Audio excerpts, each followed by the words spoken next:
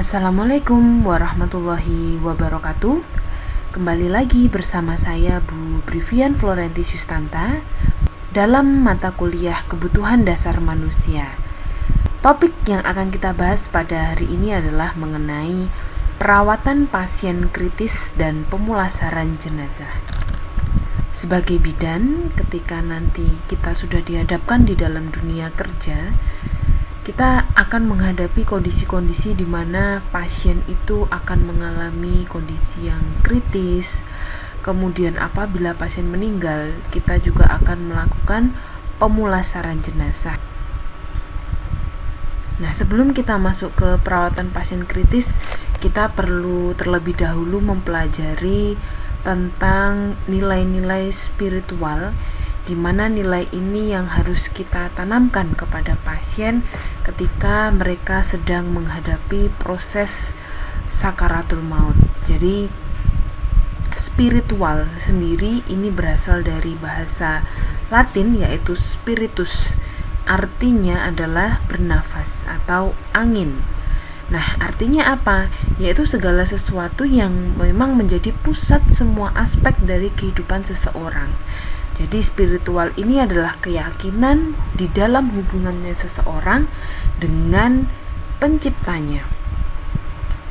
Pentingnya bimbingan spiritual ini dalam kesehatan telah menjadi ketetapan WHO, dan memang sudah dinyatakan bahwa aspek spiritual ini atau aspek kepercayaan ini merupakan salah satu unsur dari pengertian kesehatan. Jadi ketika kita memberikan pelayanan kesehatan tidak akan terlepas dari pemberian kebutuhan spiritual.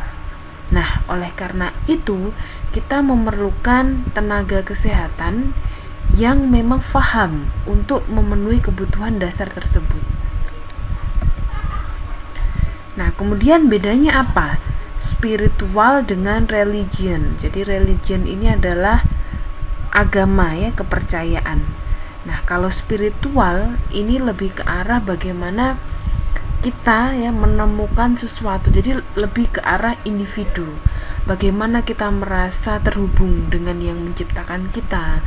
Bagaimana seharusnya kita bersikap, kita hidup. Nah, sedangkan kalau religion atau agama terkait dengan ritual-ritual, misalnya kalau di dalam Islam itu ada yang namanya sholat, kemudian di dalam agama-agama lain juga ada proses sembahyang-sembahyang tersendiri ya.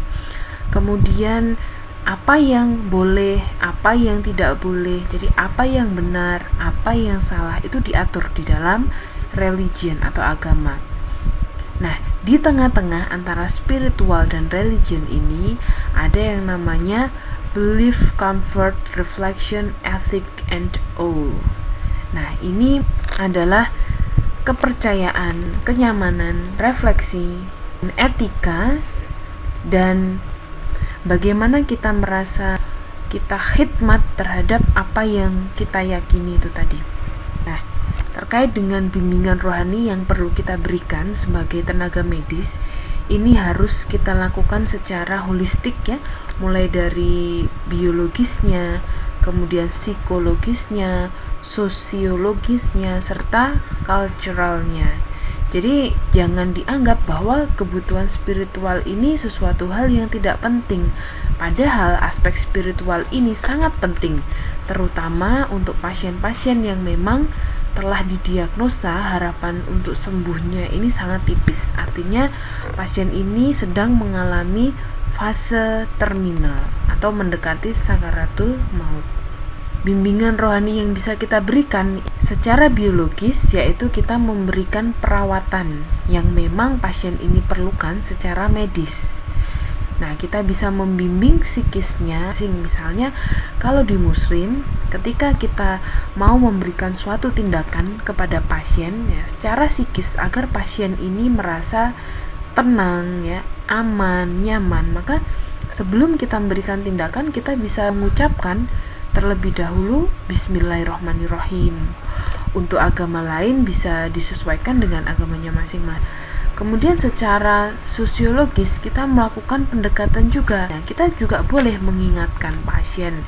Nah, Nah, mari kita ini sudah waktunya sholat ya, ambil wudhu terlebih dahulu dan sebagainya. Nah, kemudian secara kultural.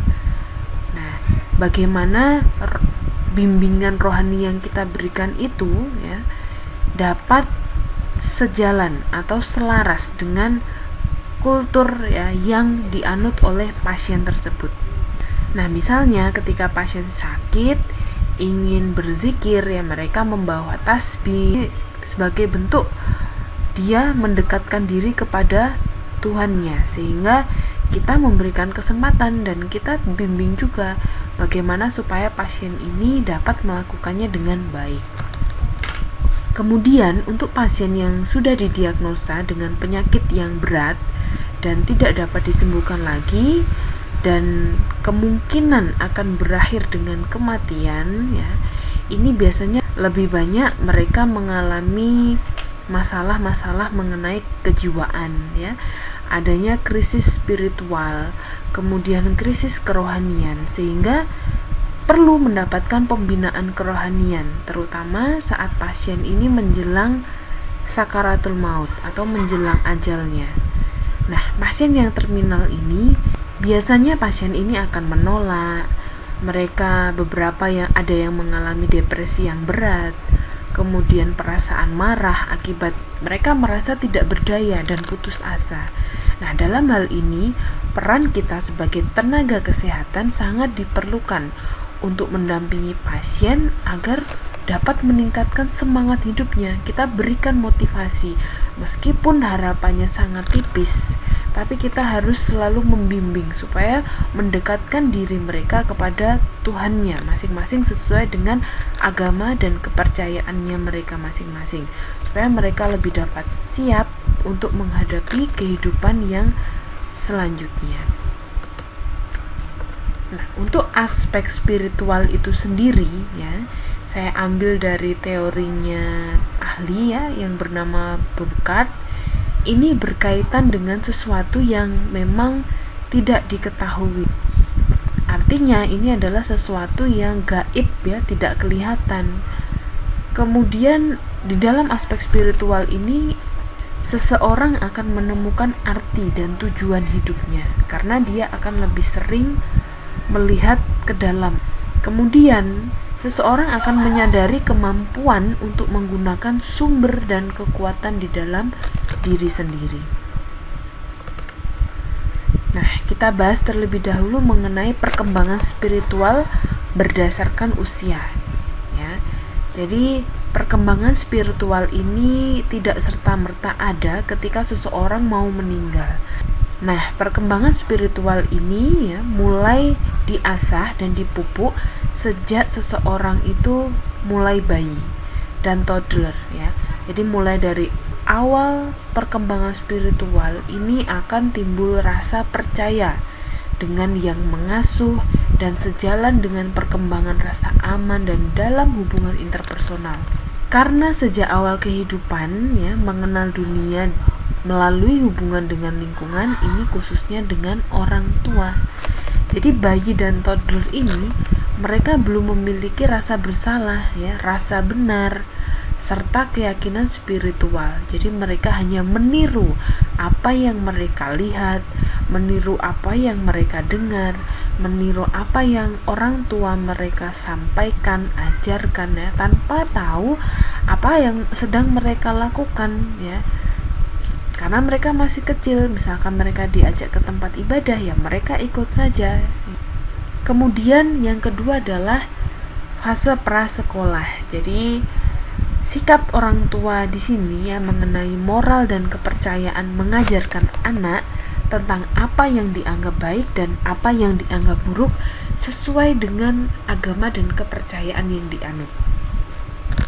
Jadi untuk anak prasekolah ini mulai belajar apa yang mereka lihat ini bukan apa yang diajarkan, dan akan bermasalah apabila apa yang terjadi itu berbeda dengan apa yang diajarkan, sehingga anak ini akan menjadi bingung dan mereka dapat memilih sesuatu yang ternyata lebih mudah bagi mereka, padahal itu belum tentu itu sesuai dengan apa yang seharusnya ada di dalam ajaran agama tersebut. selanjutnya adalah usia sekolah. Jadi di dalam usia sekolah ini seseorang beranggapan bahwa Tuhan, ya, Allah itu akan menjawab doanya. Yang salah itu akan dihukum, yang baik akan mendapatkan hadiah. Nah, ketika mereka mulai masuk masa remaja, mereka akan mulai kecewa, merasa dan sadar bahwa ternyata doa yang selama ini saya panjatkan itu tidak semuanya selalu terjawab, tidak semuanya selalu terkabul. Nah, ini mereka mulai mencari-cari alasan tanpa mau menerima keyakinan begitu saja, sehingga mulai muncul pertanyaan-pertanyaan di benak mereka, ya. Mereka sudah mulai dapat mengambil keputusan apakah mau meneruskan atau melepaskan kepercayaan yang sekarang dianutnya. Karena sebelumnya memang apa yang mereka anut ini adalah apa yang diajarkan oleh orang tua. Nah, remaja ini, ya, karena mereka sudah mulai memiliki kebebasan untuk berpikir, bertindak, maka mulai ada perbedaan keyakinan dengan orang tua, sehingga mereka dapat memutuskan memilih kepercayaan yang dianutnya atau mereka meninggalkan ajaran yang telah diajarkan oleh orang tuanya. Nah, pada kelompok yang keempat, yaitu kelompok dewasa muda, di mana usia dewasa muda ini mereka sudah mulai memiliki keluarga, ya, memiliki anak, sehingga apa yang mereka ketahui, apa yang sudah tertanam di dalam diri mereka itu akan diteruskan atau diajarkan kepada anaknya untuk mendidik anaknya. Kemudian yang kelima adalah usia pertengahan. Nah, usia pertengahan ini, ya, dan usia lansia memiliki lebih banyak waktu untuk kegiatan apa yang mereka yakini, dan mereka berusaha untuk mengerti nilai-nilai kepercayaan yang dia yakini pada saat mereka muda. Jadi mulai memahami lebih lanjut lagi. Nah, untuk selanjutnya ini ada piramida, di mana ini adalah konsep terkini dalam kesehatan spiritual. Mulai dari yang basic, di bawahnya ini ada kebutuhan fisik, ya, ada udara, kemudian ada makanan, ada air, tempat tinggal, seksual, ya.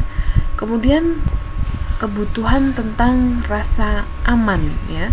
Mereka perlu aman, ya, dari segi fisik, kemudian aman dari segi ekonomi atau finansial, merdeka dari ketakutan. Nah, kemudian ya, kebutuhan sosial, ya, bersama dengan keluarga, kemudian teman, ya.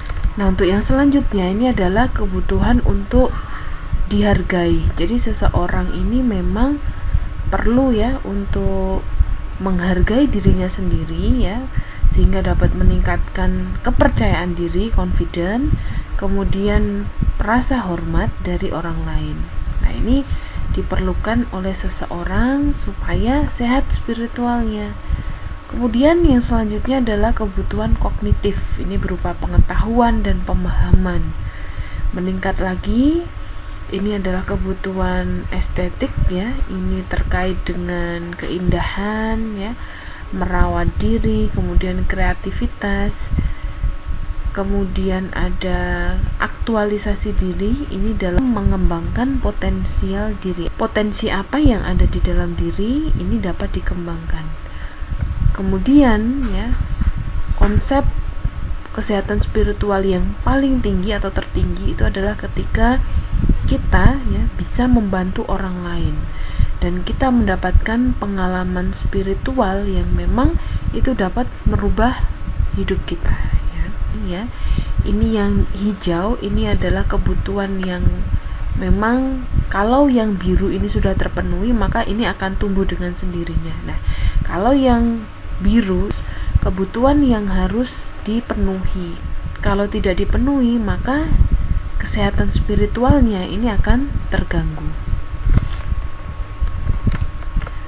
Nah, spiritualitas itu akan memberikan energi yang dibutuhkan untuk menemukan diri mereka sendiri. Jadi untuk beradaptasi dengan situasi yang sulit dan untuk memelihara kesehatan. Untuk trandensi diri, ini adalah kepercayaan yang merupakan dorongan dari luar yang lebih besar daripada individu tersebut. Jadi spiritual ini akan memberikan keterhubungan intrapersonal, jadi dengan dirinya sendiri, kemudian interpersonal dengan orang lain, dan transpersonal, jadi dengan Tuhan ya, dengan Allah dan sebagainya. Kemudian spiritual ini juga dapat memberikan kepercayaan setelah berhubungan dengan Tuhan. Kepercayaan ini selalu identik dengan kepercayaan, sekalipun memang ada kepercayaan itu yang tanpa kepercayaan ya, seperti ateisme. Kemudian spiritualitas ini akan melibatkan realitas eksistensi, jadi arti dan tujuan hidup. Keyakinan dan nilai ini akan menjadi dasar dari spiritualitas. Nilai atau value tadi akan membantu seseorang menentukan apa yang penting bagi mereka dan membantu individu tersebut untuk menghargai orang lain. Jadi bagaimana mereka memandang sesuatu ya, berpikir, kemudian berperilaku ya. Spiritual ini juga akan memberikan seseorang ini untuk mampu menemukan kekuatan batin yang dinamis ya, kreatif yang dibutuhkan saat membuat keputusan yang sulit. Dan spiritual ini dapat memberikan kedamaian ketika seseorang itu menghadapi penyakit yang terminal atau menjelang ajal. Nah, untuk dimensi spiritual terdiri dari 3. Yang pertama, dapat mempertahankan keselarasan dengan dunia luar, berjuang untuk menjawab atau mendapatkan kekuatan, dan untuk menghadapi stres yang dihadapi ya, baik secara emosional, kemudian penyakit fisik yang dihadapi, dan menghadapi kematian.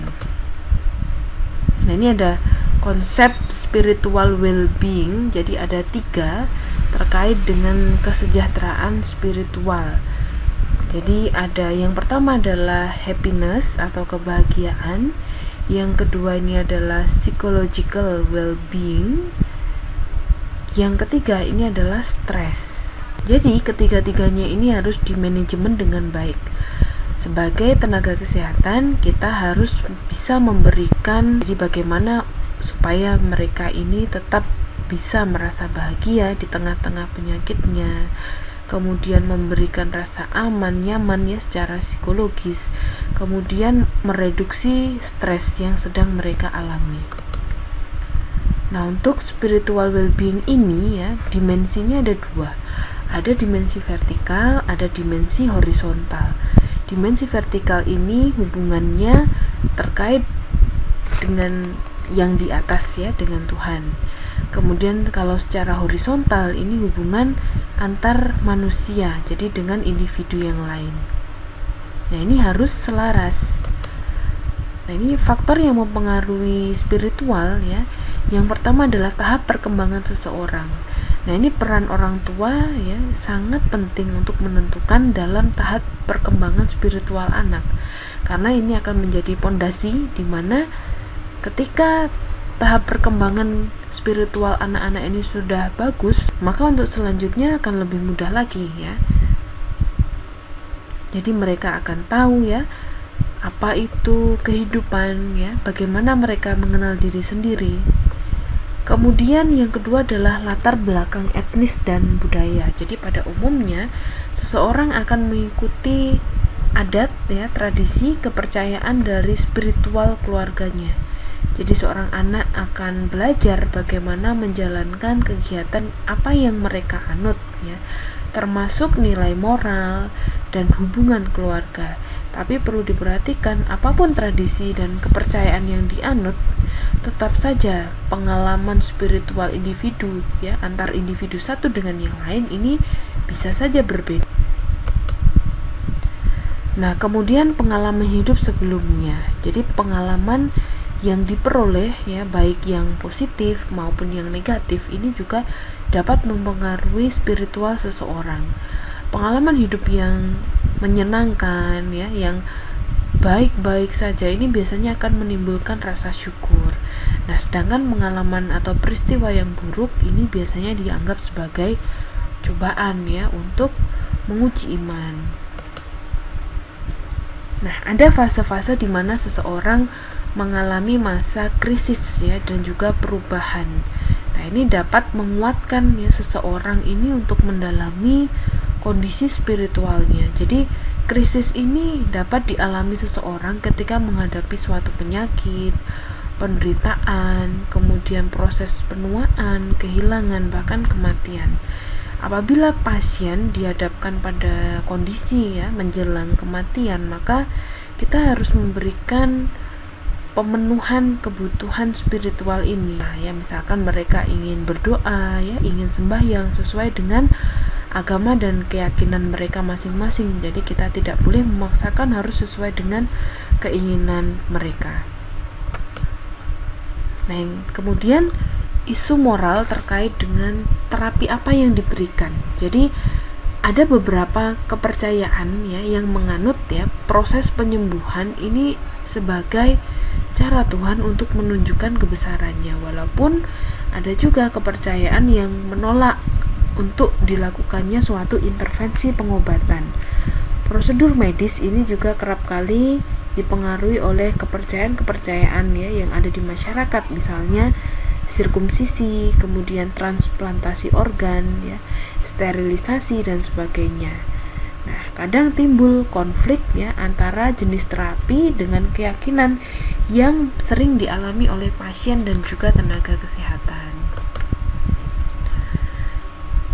Nah, ini bagaimana hubungan antara spiritual ya, kesehatan dan juga sakit. Jadi keyakinan spiritual ini sangat penting ya bagi kita sebagai tenaga kesehatan untuk dapat mempengaruhi tingkat kesehatan dan perilaku pasien. Nah, diantaranya adalah kita dapat menuntun kebiasaan sehari-hari mereka sesuai dengan apa yang mereka yakini. Kemudian kita dapat memberikan dukungan ya, dan kita mengetahui sumber konflik yang potensial dapat terjadi ya sesuai dengan apa yang menjadi kepercayaan pasien tersebut. Nah, ini contoh ya beberapa ada agama dan juga kepercayaan tentang kesehatan.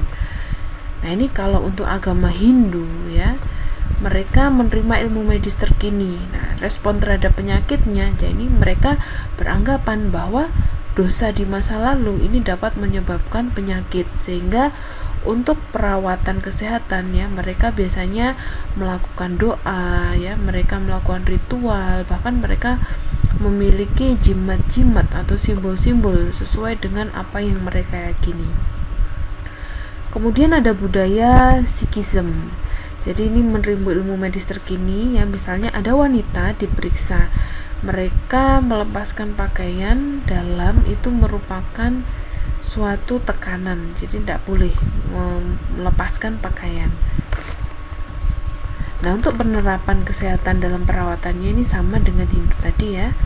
Kemudian di agama Buddha ya, mereka menerima ilmu medis terkini.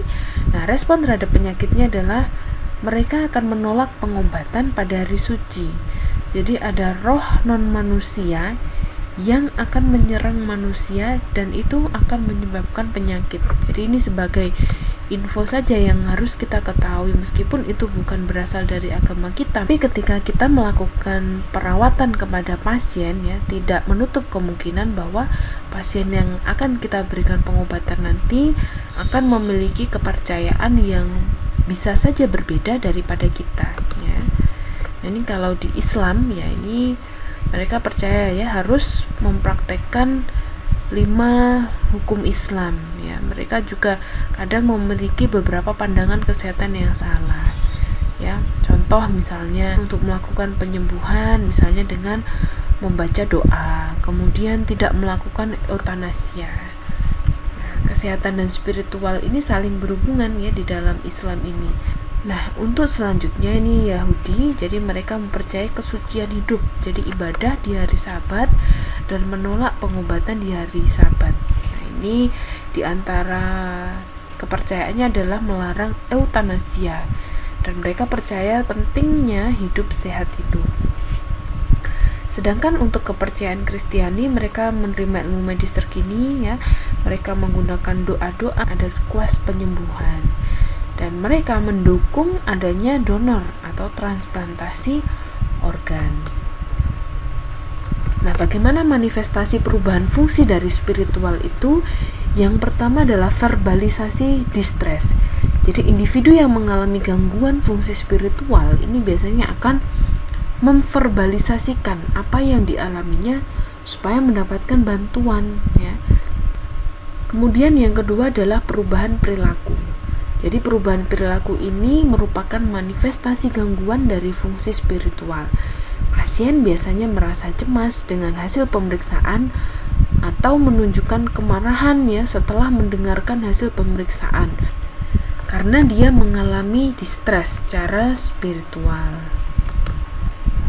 Nah, ini ada beberapa tanda-tanda pasien yang akan melepaskan nafas yang terakhir, ya, atau mengalami sakaratul maut. Di antaranya terdengar suara mendengkur disertai dengan nafas Shenetux. Nah, ini adalah gejala nafas atau sering juga disebut sebagai pernafasan periodik, yaitu pernafasan yang tidak normal. Nah, untuk pola pernafasan ini biasanya ditemukan pada pasien yang stroke, ya, cedera otak, traumatik, tumor otak, ya. Dalam keadaan tertentu juga dapat ditemukan pada orang yang sehat, ya, disertai dengan osilasi dari ventilasi antara apnu dan hiperapnu. Jadi untuk mengkompensasi perubahan tekanan parsial oksigen dan karbon dioksida di dalam serum. Yang kedua, ini adalah penginderaan dan gerakan menghilang secara berangsur-angsur. Biasanya dimulai dari ekstremitas bawah, ya, dari ujung kaki, kemudian tangan, ujung hidung atau akral, ya, biasanya terasa dingin dan lembab. Kemudian yang ketiga adalah menurunnya tekanan darah dan rasa nyeri. Otot rahang akan menjadi mengendur. Wajah pasien yang tadinya cemas biasanya ini lebih pasrah dan menerima, ya, karena otot yang mengendur itu tadi, ya. Kemudian kulit biasanya nampak sianosis, kebiru-biruan. Kemudian nadinya mulai tidak teratur, lemah, ya, dan pucat. Nah, bagaimana perawatan pasien yang akan meninggal? Ini adalah kita sebagai tenaga kesehatan harus memberikan perawatan pasien yang sedang mengalami sakaratul maut. Tujuannya adalah memberikan ketenangan dari pasien tersebut dan memberikan kesan yang baik. Nah, di dalam proses pemulasaran jenazah kita harus menyiapkan sesuai dengan kepercayaan dan agama yang dianut oleh pasien.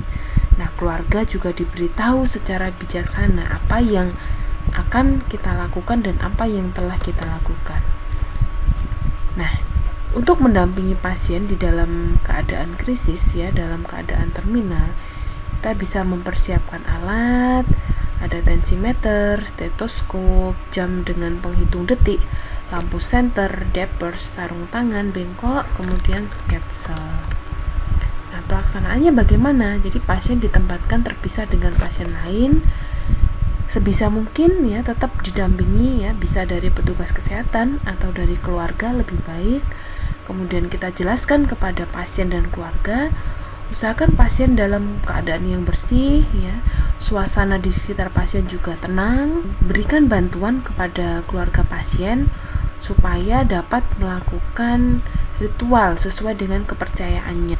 Nah, kalau di dalam Islam itu ada mentalkin, jadi membacakan beberapa lantunan-lantunan zikir supaya pasien yang mengalami sakaratul maut tadi dapat lebih ikhlas dan lebih tenang dalam mempersiapkan kematian. Kemudian amati terus vital sign dari pasien. Nah, perawatan pasien, ya, setelah meninggal itu dapat menyiapkan jenazah untuk diperlihatkan kepada keluarga, kemudian menyiapkan transportasinya ke kamar jenazah dan disposisi barang pasien. Jadi, untuk perawatan jenazah pasien kasus terminal ini dilakukan setelah otopsi kalau memang perlu dilakukan otopsi. Nah, ini ada persiapan alat yang harus disiapkan. Yang pertama kasa atau verban, sarung tangan, pengganjal dagu, bantalan, kapas, pembungkus jenazah, label untuk identifikasi, plester penahan, tas plastik tempat barang pasien, air dalam baskom, sabun, handuk, selimut mandi, kain kafan, daftar barang berharga, peniti, sisir, baju bersih, peralatan ganti balutan. Nah, untuk penata laksanaannya, siapkan alat-alat tadi, bawa ke ruangan, atur lingkungan di sekitar tempat tidur, tinggikan tempat tidur dan atur posisi ya. Kemudian tubuh mayat pasien berada dalam posisi supinasi, mata ditutup, kemudian atur posisi badan lengan. Kalau ada gigi palsu misalnya, ini bisa diambil. Kemudian perhiasan dan barang berharga ini juga bisa dilepas, ditaruh di plastiknya tersendiri. Nanti bisa diserahkan kepada keluarga. Nah, kemudian kalau ada barang yang berharga tadi diamankan ya, bersihkan area badan pasien, rapikan rambut, rawat kalau ada drainase atau ada luka atau ada alat-alat selang ya yang menempel di tubuh pasien, ganti balutan, pakai pakaian yang bersih, beri label identifikasi, kemudian letakkan jenazah pada kafan, beri label pada bagian luar, biasanya ditaruh di kaki.